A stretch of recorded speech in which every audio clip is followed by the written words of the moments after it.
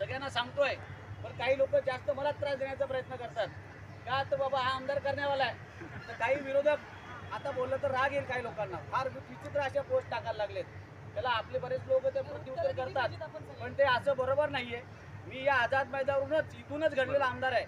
मी काय बाहेरून आणलं कुठून नाहीये की डायरेक्ट कुठल्या तरी संस्थाचालकाचा पोरगा किंवा आमदाराचा पोरगा नाही म्हणून आमदार झालेला आहे. याच आझाद मैदानावर आंदोलन करून तुमच्या सोबत बसून 20% अनुदान पहिल्यांदा मिळवून देऊन इथून ज्ञानेश्वर मात्रे पुढे गेलेला आहे.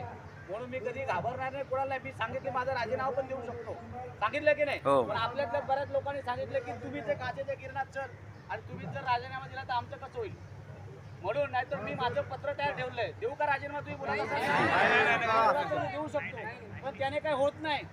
तिथे मला माहिती आहे तिथे हलवावं लागतं आणि ते हलवण्यासाठी गरज आहे. बरोबर, माझ्यासारखे अनेक आता अभ्यंकर साहेब प्रयत्न करतात, अजून 2-4 आमदार आहेत, हे सगळे